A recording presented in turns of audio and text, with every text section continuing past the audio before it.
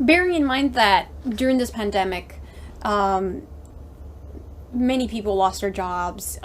Small businesses that make up, of course, the working middle class in the United States have gone out of business. Many of them did not have a chance. I know certain business owners here in South Florida that they just simply could not have access to these loans, to these grants, to these government funds. And yet we can read on the news how big corporations in the United States have actually made a ton of more money. Amazon is just skyrocketing.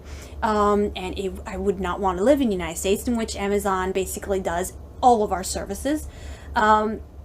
Do you suppose then that because of this pandemic, it's now more urgent, or it's going to be more difficult, just fighting to protect workers' rights? How do you see like the immediate future? I mean, what kind of outcomes can we expect that perhaps this pandemic and now with this social unrest, with the protests, are kind of accelerating? What do you think is the immediate result of all of this whole scenario of people not really knowing what they're going to do with their lives? Like, I know young people that are saying, well, I had it difficult before, I don't know now what kind of job I'm going to get. What kind of industry should I go into? And people who are stuck paying student loans, what are they now going to do? So a lot of people are just wanting to look for some guidance. What do we do from this point on? And I don't mean, of course, just at the electoral level, which I would love to get your opinion on, what you think the average voter can do to vote his way out of these problems. So what are your predictions? Well, if you look at the United States the way it is right now, we are facing an economic meltdown as a result of this pandemic, but as a result of bigger problems in the lead up to it. The fact that we have a gig economy where people don't have regular employment. They work as Uber drivers. They work when they can get it. So many people are just left behind. This isn't going to work. And I mean, I have said that there are 4 dramatic steps that could be taken that would lead to re-energizing the U.S. economy. The first would be a mass jobs program. Hire millions of young people and put them to work, rebuilding the roads, rebuilding the power plants, rebuilding the water treatment facilities, building new universities and new schools, new post offices, all the things that are falling apart all across the United States. Hire young people, pay them a decent wage to build it. The second thing, and I guess you ask how we're going to pay for it, should be public control of oil and natural gas and coal and timber, natural resources, right?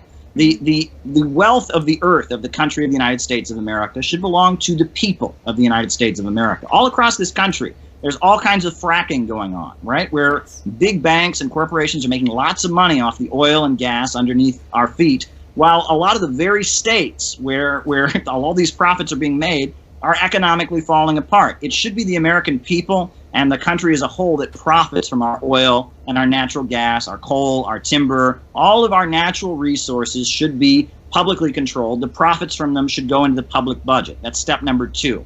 Step number 3 is banking, right? Mm-hmm. And people want to talk about communism and socialism. You forget all of that, right? Read the Bible, read the Quran, read the Talmud, right, and the Torah. They all say that lending money at interest is not acceptable. And there's a reason for that. Because when you lend money at interest, you get a group of people who make money by having money. They lent you money, you paid it back, they have money. They didn't create anything in the process. And pretty soon they're wealthier than everyone else. And everyone is in debt to them. And governments get in debt to them. And you have a big problem. Well, the Constitution of the United States says that the printing of money should be in the hands not of a private corporation like the Federal Reserve, but in the hands of the government, of the people, right? Mm-hmm. And so we need to have banking under public control. It needs to be a situation where the state lends money, and it lends money on the basis of doing what is in the interest of the country overall, right? If someone wants to open a business, they need to make the case that it's good for the community to do it. They should get their loan, and then when they pay it back, the interest goes into the public budget so we can build more schools, more hospitals, more education. Right. That would be step number 3, public control of banking.